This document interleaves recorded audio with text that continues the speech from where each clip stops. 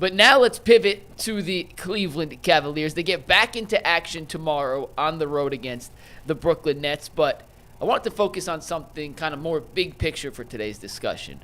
After the playoff series lost 2 years ago to the Knicks, and then at certain points of last season, you could look at parts of the Orlando series, the end of the playoff run, but the Cavs have been hit with this proverbial soft label. Fair, unfair, up to you to decide. But over the last about 2.5 weeks prior to the All-Star break, there were a couple instances from the Cavs that may have shown a change of narrative when it comes to them being labeled as soft. We saw Tristan Thompson basically try to fight the entire city of Toronto after a last-second dunk at his hometown.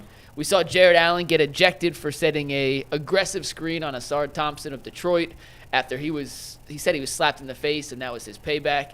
Darius hit the game winner in that game and then started talking some smack to some courtside fans. And they also traded for DeAndre Hunter, which gives them a 6'8", small forward who looks like he's chiseled from Egyptian gold. Dude's built like a tank. It looks ridiculous. So, Dustin, are the Cavs starting to shed this proverbial soft label, and does it really matter if they have that label or not come playoff time? I don't think the label matters. I think it matters how they respond and how these guys interact on the court. And I don't think they're soft right now. I think they were considered soft before because they were a pretty good regular season team that made it to the postseason and got pushed around. Period. I mean, it was really just one series. I mean, it was just the Knicks, right? I mean, the Knicks were the team that bullied the Cavaliers, and I feel like that's not going to be the case this year. I think Evan Mobley is a big reason why, because he has taken his game to the next level. I think he's playing with more confidence. He's certainly put on a little bit more weight. He seems to be a little bit more physical in the paint. The one player that I was more concerned about was Jarrett Allen, because Jarrett Allen just seems like he's so happy-go-lucky on the court and such a nice guy that you want to see a little bit of a mean streak in him from time to time. I'm not saying he's got to be like in people's face, but his toughness needs to shine through, and it does at times. But I think it's Mobley that's going to be the catalyst to keep the team on that path. Tristan Thompson, that fight, I mean, Tristan's the 19th guy on the bench. You know, it's great to have somebody like that on the team. You know, we've had that in the past with guys like Kendrick Perkins and other enforcers that were, just on the roster for whatever reason. Yeah. Who else was here? Dante Jones was here for a second. Morris was here. So, yeah, I think that's sort of the role that Tristan Thompson has. But I'm not too worried about the soft label from the media. Maybe the national media are saying some of that. But honestly, if the team wins, you're not soft. That's a fact. No one says no. I mean, like the Golden State Warriors, I thought they were kind of a little bit of a finesse team. Yeah. Right. When you could get into them. Right. You could get into those guys a little bit, but they won. So like, talk shit to them, but they still win. Yeah. Nothing you can say at the end of the day. Draymond wasn't soft, but some of them had. No, he was not soft. I would say out of that list you put up, 2 out of the 4 is completely irrelevant to the narrative. The Tristan fight and the trade for Hunter is completely irrelevant to the narrative of soft because, one, Dustin's right. Tristan is on the bench, and Hunter wasn't here when we were throwing off the soft narrative. So you could scrap them two from the list. The other two, this is the thing, okay? Those things don't make you a tough guy. You know, that don't make you necessarily tough.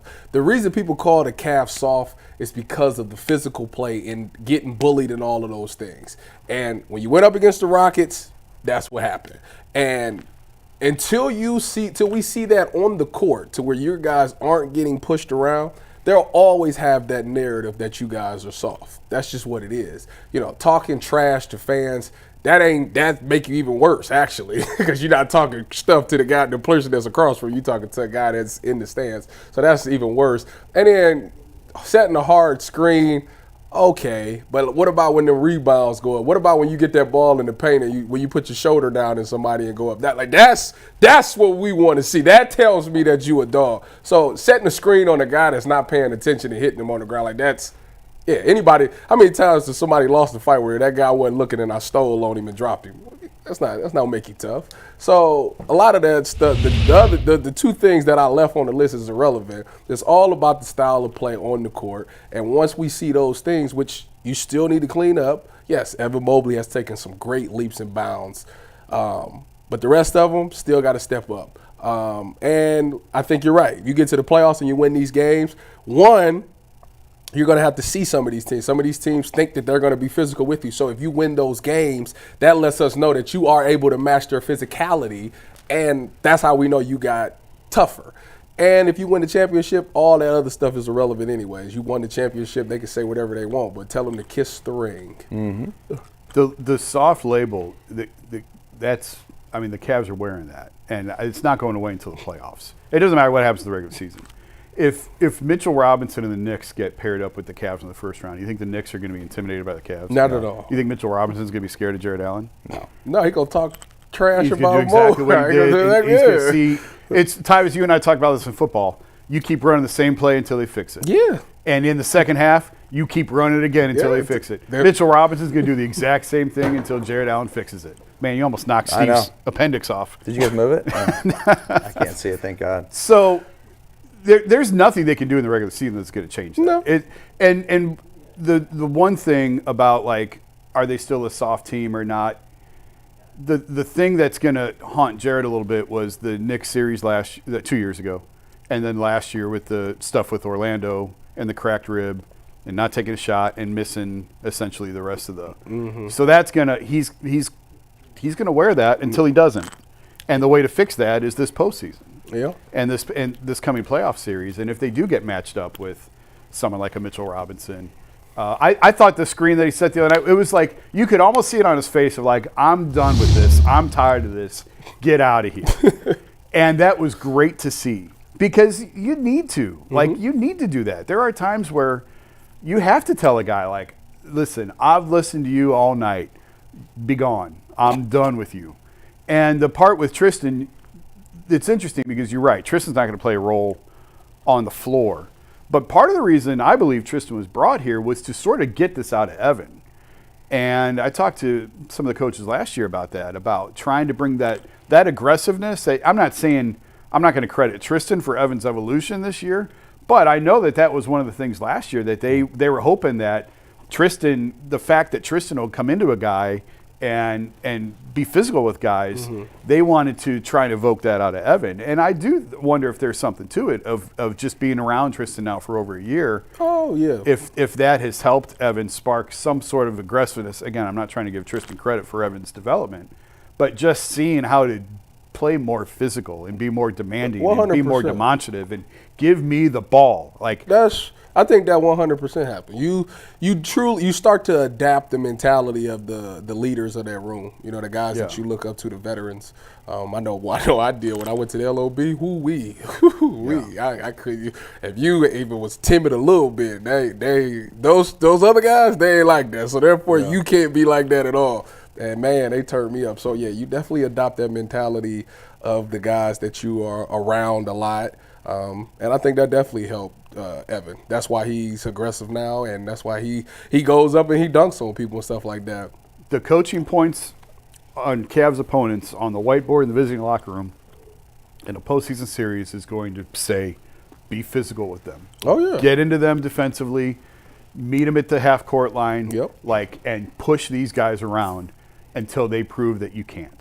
And we've seen that at times this regular season. Houston, who's physical with everybody, got the best of Cleveland because they tried to out-physical them. Indiana did. They went the full-court press, tried to make things physical. Oklahoma City tried in both games. They had tremendous success in Oklahoma City in that blowout loss. They tried in the first game at home, and Cleveland still put up 129 on them. So hit or miss in terms of the success this season. Jason, I agree with you when you say nothing in the regular season is going to completely change that narrative. No. It's only going to come when they do it in the postseason. But Jarrett Allen kind of snapping against Detroit a couple weeks ago. I love it. Was incredible. And it's the second time in 2 years I can remember. It maybe happened a third or fourth, but remember he pushed Ben Simmons last year? He went after him a little bit, didn't he? He went after Ben Simmons, pushed him, got ejected in that game against the Nets, and I don't remember what instigated that situation. Simmons had done something, and he kind of snapped, and Jarrett Allen is as docile as a player we've been around. Jason and I in the locker room all the time.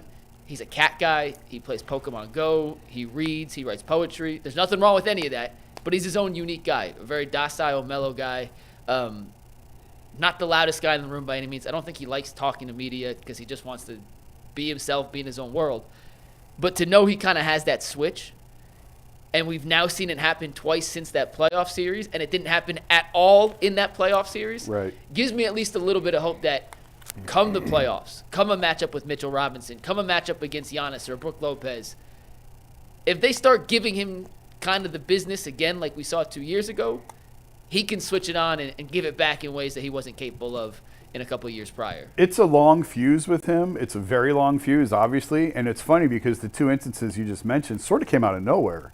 When he went after Simmons and then the screen he set against Detroit were sort of like, whoa, where did that come from? And maybe it's just because we're not used to seeing Jarrett react that way. And also, I mean, you guys know this. You can't be phony about it. You can't be fake about it. And you can't try and be fake tough because guys will see right through that. Yeah. They'll eat you up. So you can't just suddenly show up with a neck tattoo and you know, like, and totally change your persona. But you have to stand your ground. Jarrett is gonna have to at some point make people respect him. Yeah. Like, that's the thing. They're gonna, if they play the Knicks and it's Mitchell Robinson, like, at some point it can't be no cheap stuff or nothing like that. It's got to be, give me the ball and watch me go to work. Yeah. And I got to go finish strong. So Mitchell will be like, okay. Like, it got to be that. Like, okay. One day, I'm telling you, he's going to come out there. It just snap. No. The afro's going to be gone. It's going to be cornrows. and he's going to be he's going to be mean mugging dudes.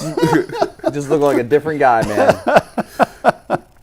No, I mean, he is a nice guy. Yeah. I was on a flight. That's the worst compliment. That's the worst thing somebody can say about you in a sport. It's not a bad No, Yes, but it is. I'm Yes, like, it is. like, dude, I was on a flight with him. I wasn't flying with him, but I was on a flight that he happened to be on. He was in first class or whatever. We were not too far behind him, and he was just like this.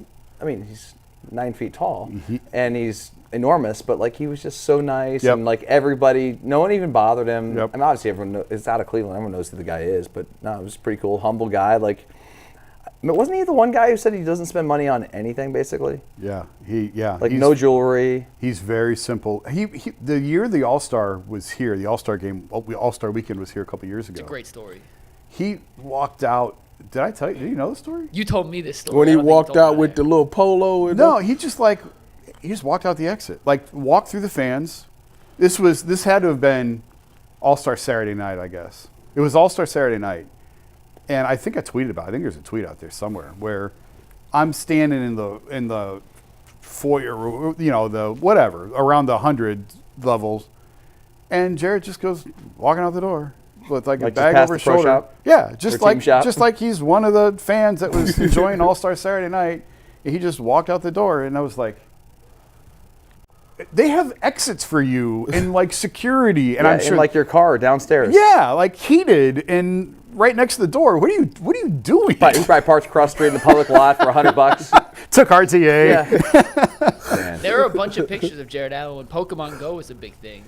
He was bopping around the city with random people playing Pokemon Go. Like, that's he's still his own a thing. He's his own dude, and there's nothing wrong with that at all. Yeah, I'm about to see. And it's not just the Knicks. Pokemon in here. It's not just. I mean, Orlando again. Orlando. If they get paired up with Orlando again, I would pick the Cavs to win that series. That would be a physical, tough series. It was last year. It will be again with the Wagner brothers. They got to be healthy. Like Orlando has to be Mo's healthy. out for the season. Yeah, well, that's true. That's the one everybody hates. So, but it's more than just one team that can get into these guys a little bit, and we'll find out in the postseason. Don't they play the Grizzlies like soon? Yeah, they Sunday. have to. They play the Knicks Friday at home, and then they're at Memphis on Sunday. Memphis is a tough team too. Whoa! They play the Knicks tomorrow. The Nets tomorrow. The Knicks Friday, and then the Grizzlies Sunday. Yes. Sheesh. It's back on the grind, man. Sheesh. Good The night. Cavs have. I mentioned this yesterday, but they have. Was it 5 back-to-backs and 3 5-7s in the last 28 games? Sprint to the finish. I see. March is a gauntlet from a schedule standpoint. It is every year. We talked about it last year, and that's when Donovan got hurt. Then Evan sprained his ankle for a little bit, health is going to be a giant priority for these guys down the stretch. And people will panic. They'll have a couple bad losses, and people will panic. Oh, Sunday they're home against Memphis, not on the road. My apologies. They are home Sunday night versus Memphis. They're home Friday and Sunday? Correct. But every March, we went through this every year when LeBron was here. There would be March, and the building was on fire. And then by middle of April, the fire is out, and they're going back to the finals. So it happens every year. There'll be an overreaction to a couple bad losses in March. Just prepare for it. Deal with it. Last thing before we move on, anyone who says the Cavs aren't getting enough national attention, 6 of their first 8 games in the second half of the season are on national TV. 4 on ESPN, 1 on TNT, and 1 on NBA TV. You got back-to-back games on ESPN this weekend. Yeah, Friday, Sunday, back-to-back ESPN games. Got it. So, What and are 7 you o'clock doing? tips. I'm He's catching playing a Pokemon. Pokemon. What is wrong with you? We're doing. I wanted to see if one was in there. I just caught one. In the studio? Yeah, he was right here, right where I've this never camera in my was. life played Magnemite. Pokemon. Familiar too. Magnemite. I've never. I saw. I read See an article that? yesterday. Bang, got him. They were using the Pokemon Go to build some sort of. You know, how, like Google has pictures of everything because like Google Earth or all that Yeah, stuff. So yeah. there's some sort of technology. They were just basically using everybody's going around to find these Pokemon characters, and now they have like all this data from everybody. Jeez. Did you ever Google your own house? Google Earth Oh yeah, your own house? it was Halloween. Oh, was it? If you look at my house, it was. Yeah, because we have our decorations up. Oh man.